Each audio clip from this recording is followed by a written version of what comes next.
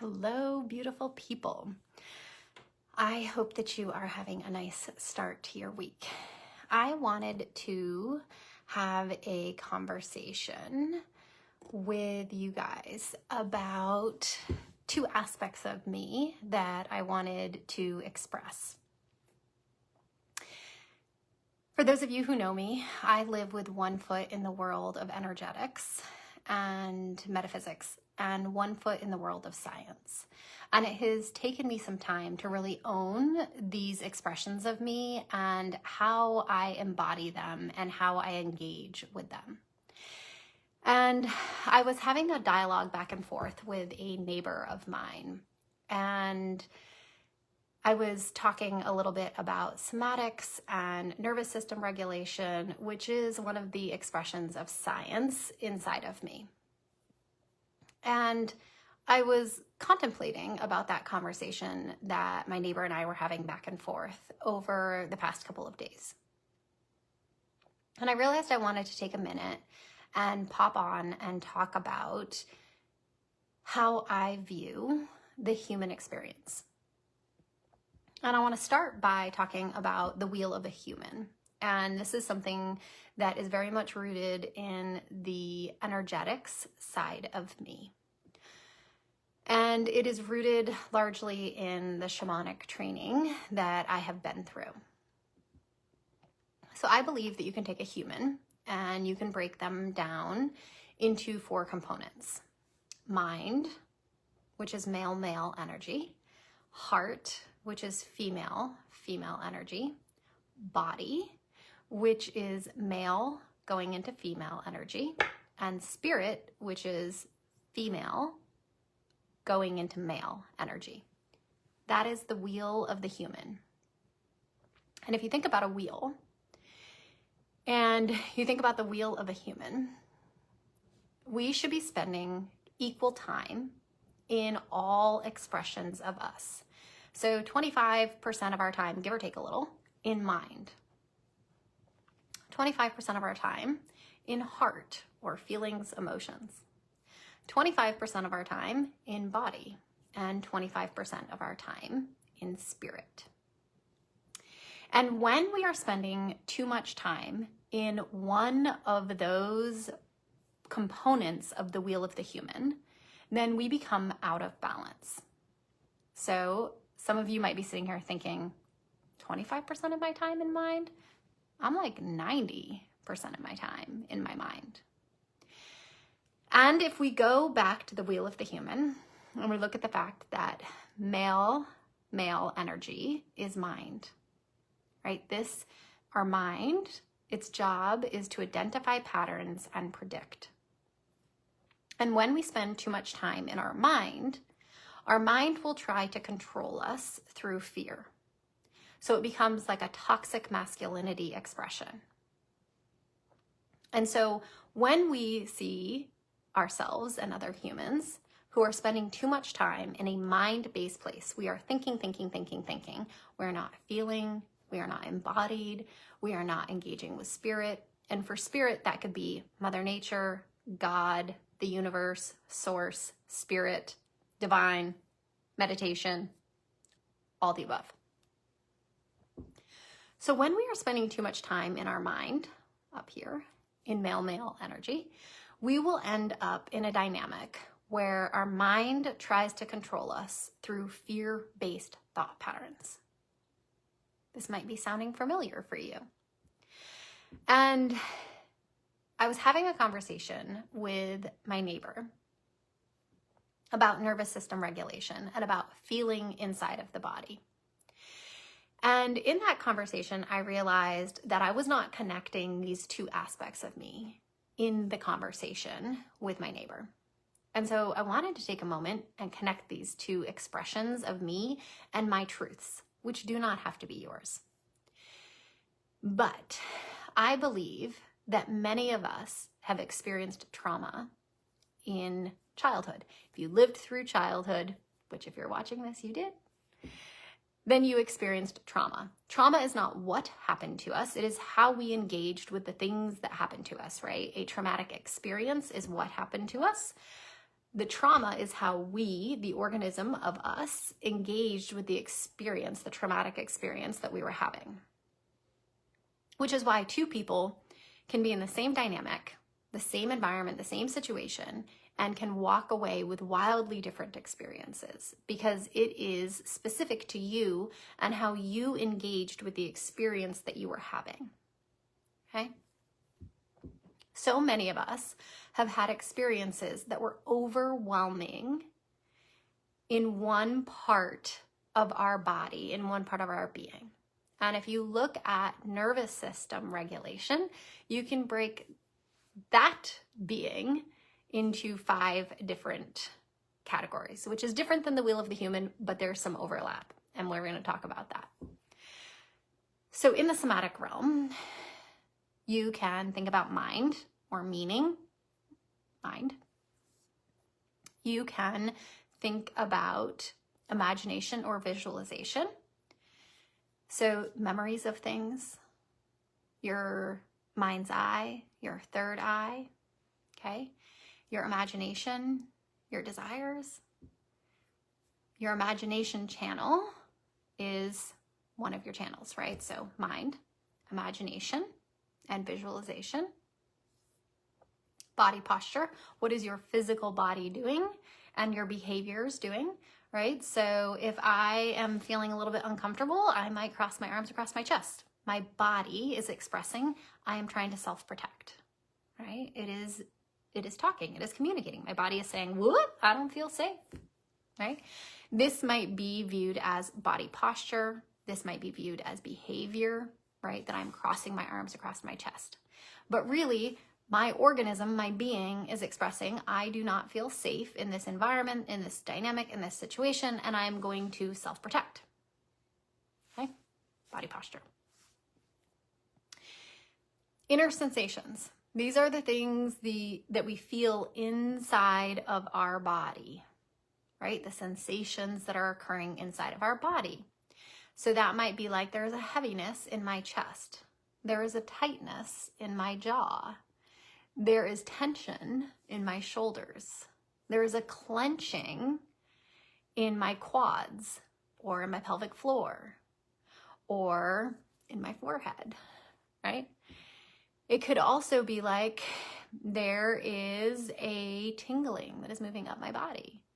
There is an opening, there is a warmness, there is a coolness, there is the color blue, there is a lightness, there is a denseness, there is a clenching, there is an opening, right? Those are all sensations that are happening inside of our body. And then emotions or affect, right? So I am feeling sad. Okay. Every thought pattern can be felt inside the body. So if I have the thought, I can't do this, that is a thought, meaning, mind, okay?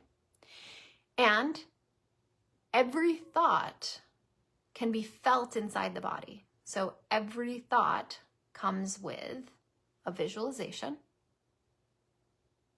every thought, or imagination. Every thought comes with a body posture, a behavior, an expression. So I can't do this might feel like a body expression of, okay, that's what my body might do to express I can't do this. It could look like lots of things. I'm just making that up in this moment right now. It might carry inner sensations of like a hollowness or a sinking inside of my chest, inside of my stomach. There might be clenching. It might feel black or dark. It might feel heavy. It might feel like weightedness on my shoulders. It might feel like a collapsing. It might feel like a falling in, right? And it might carry the emotion of sadness. It might carry the emotion of inadequacy. It might carry the emotion of I'm not enough, right? So you can see how every thought pattern can be felt in all 5 of those channels. So often we have had experiences in childhood that created a dynamic where we stop feeling inside of the body.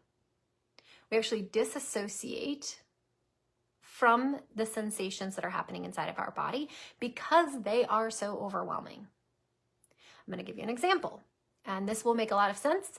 I'm going to give you a kind of like blatant, obvious example, and then we're going to work backwards from there, and we're going to come up with a less obvious example. So an obvious example might be if in childhood I experienced physical or sexual trauma. We can all see how that might be very overwhelming to feel inside of my body. Okay, let's say that I'm experiencing physical or sexual trauma and I can't get away from it as a small child. I may disassociate because my nervous system says this is too overwhelming to process in the moment that I'm experiencing it. So I'm going to disassociate. I'm going to stop feeling the sensations that are happening inside of my body as I'm experiencing this traumatic event. I create a sense of separation from what I'm feeling inside of my body and the emotions that I'm feeling. Does that make sense for everybody? If I do that for long enough and I create a pattern that says it actually feels better to not feel inside of my body, but to think my thoughts, to think my feelings, rather than to feel them in an embodied way, then I am missing out on a whole bunch of the human experience. Because every thought pattern, every experience is experienced through all of the channels, right? So if I'm experiencing physical trauma or sexual trauma, there is something that is happening in my mind. There is something that is happening in my visualization or my imagination, my memory. There is something that is happening from a body posture standpoint. I might be trying to push away. I might be trying to fight back. I might be self-protecting. I might be struggling. I might be whatever, right? I might have sensations that are happening inside of my body that I don't want to feel. I might have emotions that are coming up, like scared, inadequate, embarrassed, all the various different things that can come up for us, right? And I begin to realize that, and this can be a conscious thing, this could be a subconscious or an unconscious thing. Oftentimes it starts as a subconscious or an unconscious thing, where I realize that it is so overwhelming to experience this physical or sexual trauma inside of my being, inside of my organism. I do not have the resource in order to fully process this, especially if I'm a small child. And even as adults, okay? And this is like a snippet, but this is a much bigger conversation around nervous system regulation. So just know that I'm giving you a little tiny piece, but there's a whole lot that goes into this. So if I start to realize that it is too overwhelming to experience this physical or sexual trauma in my body, then I'm going to disassociate. I'm going to create a sense of separation from the body, and I'm going to start to experience it from the mind, where I'm not actually feeling the sensations, the emotions, the body posture or behavior that is associated with this experience that I'm having. And if I do that for long enough, then I may actually learn to not feel inside of the body, to not move, so that I'm not moving through the human experience, feeling the human experience, right?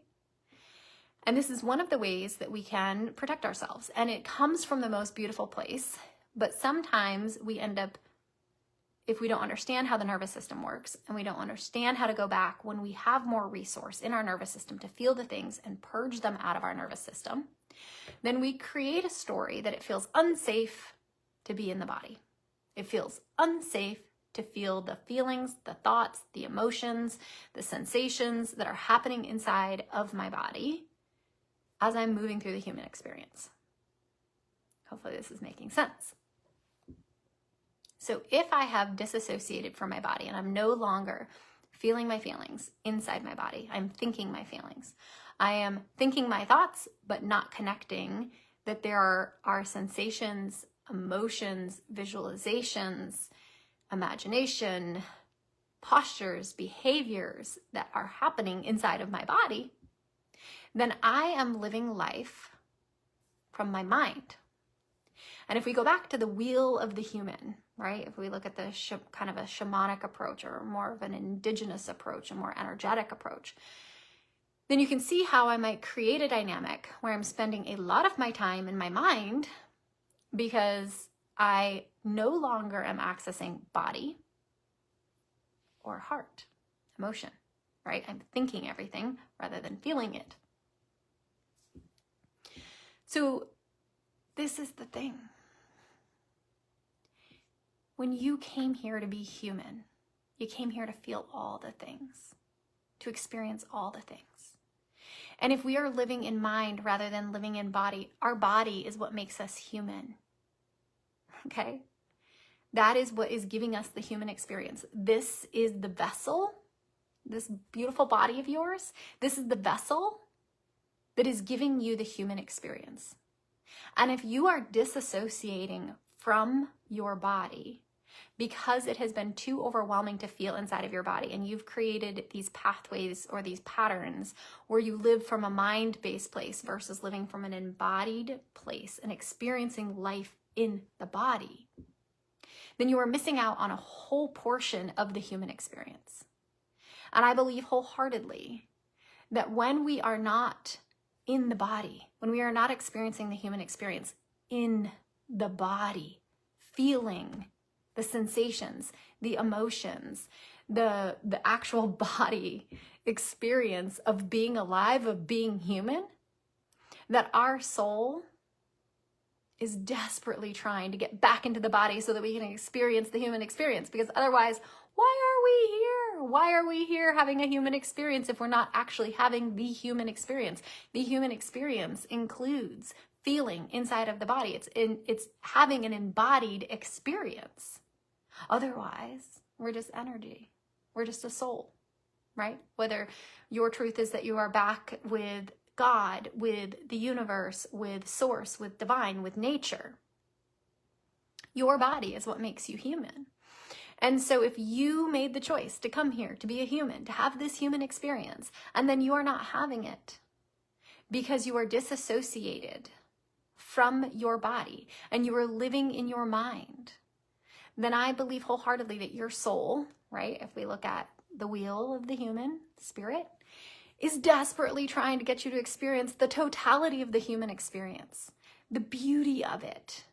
And when I say the beauty of it, I also mean the pain of it. There's beauty in the pain because it is in the pain that we learn, that we grow, that we understand, right? We just create a preference towards experiences that are more comfortable.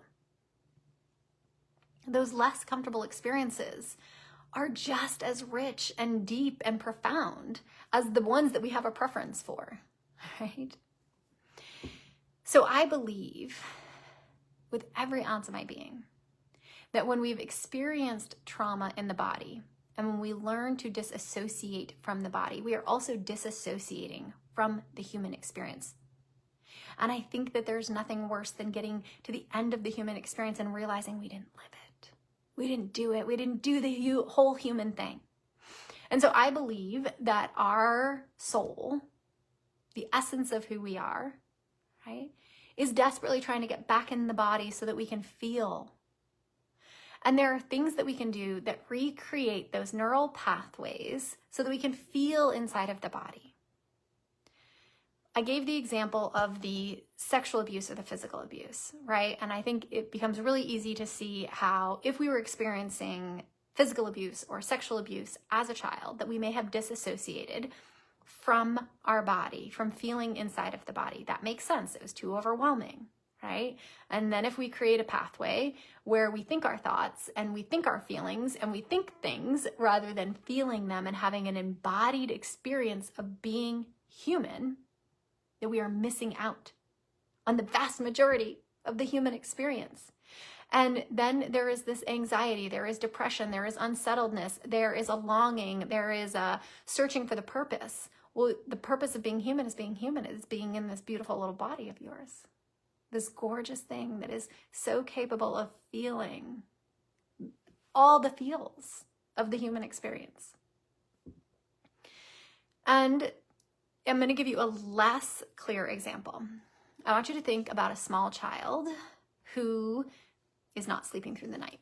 And the small child, the parents are like completely fatigued. They decide that they're going to try crying it out because the experience of waking up every 45 minutes or 2 hours or whatever with their child is too overwhelming. Everybody's under-resourced. Everybody's a hot mess.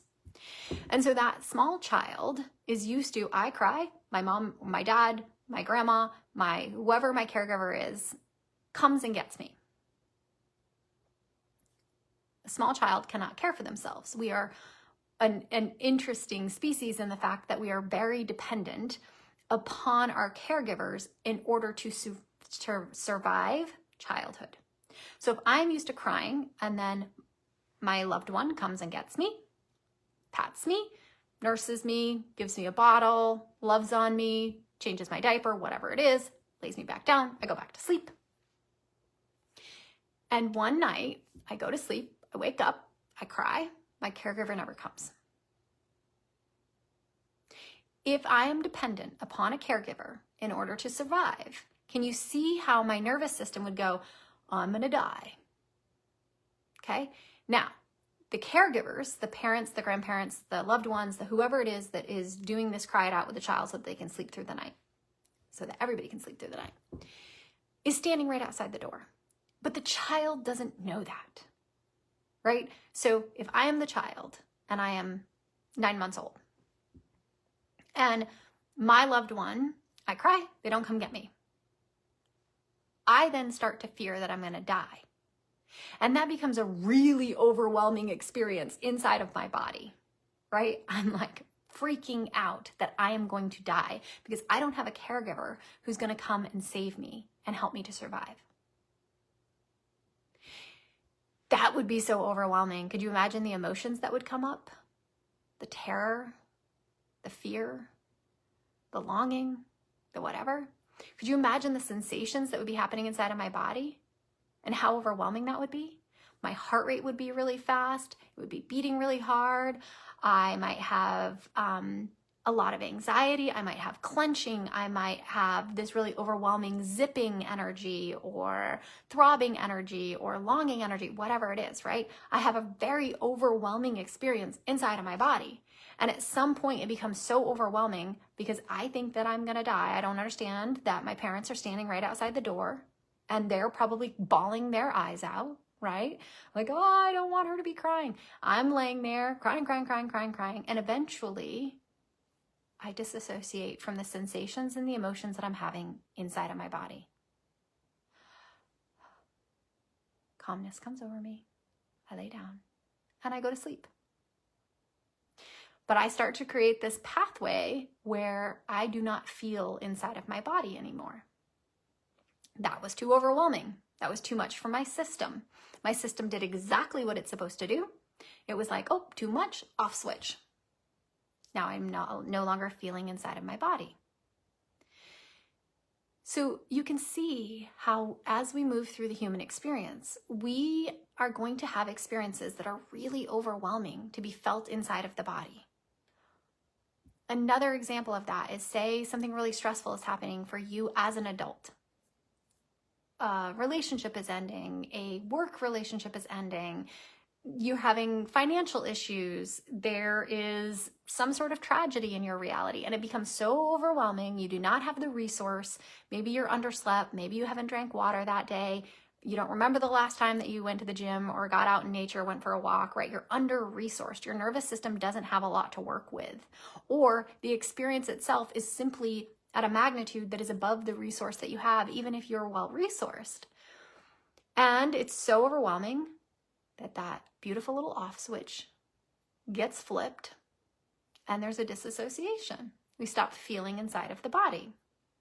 At some point, we want to go back and feel what we didn't have the resource to actually feel in the moment that we were experiencing it. But if we don't do that, then that energy is still there inside of the body, right? It doesn't go anywhere. It's still there. We're just not feeling it. We're disassociated. And that can be called a freeze response of our nervous system, right? And a freeze response actually feels really delicious. So if you think about the small child who's in the crib, thinking that they're going to die, having this really overwhelming body experience, when the freeze response comes in, which is the nervous system's job, it's going to feel like nature's little Vicodin. It's going to go, totally gone. Everything's gone. And it's actually going to feel great because I'm no longer feeling this really overwhelming sensation inside of my body. I'm no longer feeling all these emotions, right? And you probably have had this kind of experience where like you're really upset about something and then it's gone. And you're just like, I don't care. Whatever, I don't care. That is your nervous system saying too much, too far, too long, dunk, off. And so then we kind of create these patterns where we don't feel inside of our body. The issue is that we are missing out on the experience of being human, the beauty of this human experience. We are missing out on so much of it. And if we have disassociated to our mind and we are spending all of our time thinking rather than feeling and being in an embodied experience, then I want you to think about that wheel of the human. We're spending way too much time in mind. And when we spend too much time in mind, our mind will try and control us through fear-based thought patterns. But here's the catch-22. What if it's overwhelming to have an embodied experience, right? Like maybe I recognize, okay, I'm in the wheel of the human. I'm supposed to be spending somewhere around 25% of my time in mind, 25% of my time in body. But oh, wait a minute. I can't go into body because then I would have to feel all the things that were so overwhelming that I previously didn't have the resource to feel. And I don't have those pathways, those neural pathways in my brain that allow me to feel inside of my body readily and easily. And I can't get into heart. I can't feel my feelings for the same reason. Okay, well now I'm down to spirit and mind. And can you see how all of a sudden I might be spending 90% of my time in my mind? I'm missing out on the human experience. I'm missing out on the depth and the breadth and the beauty of the human experience. The entire point is to feel. The entire point is to be in an embodied experience. Otherwise, I'm just energy. I'm just a soul. Okay? And so this is where things get really complicated because learning to feel inside of the body is a whole thing. And there's so much beautiful information out there that can help you learn how to feel inside of your body.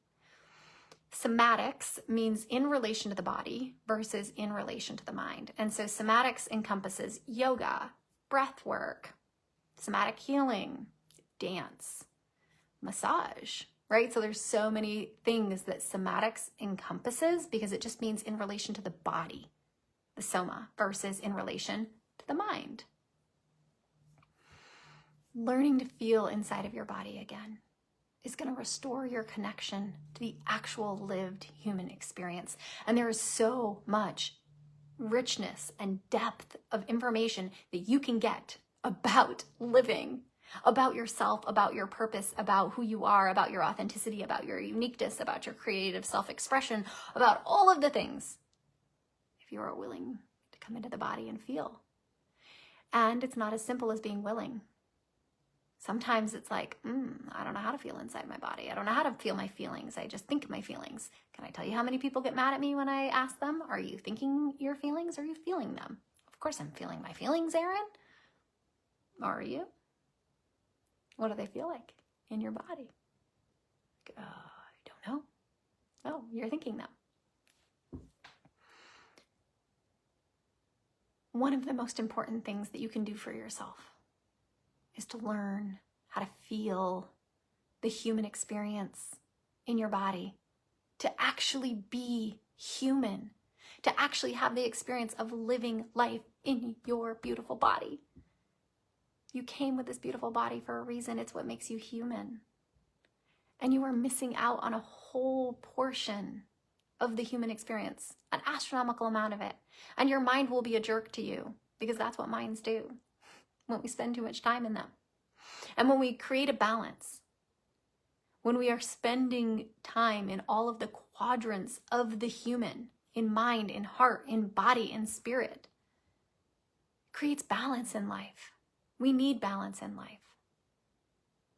And I completely understand the catch-22, because for so many of us, we have learned to stop feeling inside of the body because it was so overwhelming at a time in our life when we didn't have the resource. You can change that at any point in time. I run a somatic training course. There are 9 million training courses out there. There's so many great ones out there. There is no right or wrong way to do this. There is no right or wrong way to do this. This is just your way.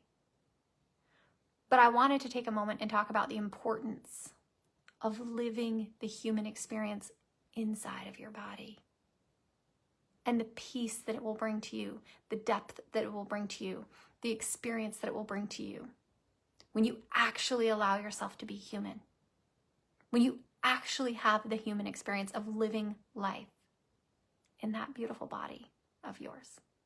It is capable of so much, so much. And it offers so much depth, so much richness. There's so much information that can be felt when you come into the body. There's so much freedom that can happen. There's so much ease. And I won't get into it in this video, but there's all sorts of things that happen with overcoupling and undercoupling and sequencing of our nervous system. So learning to have an embodied human experience is one of the best things that you will ever give to yourself, in whatever way that happens for you.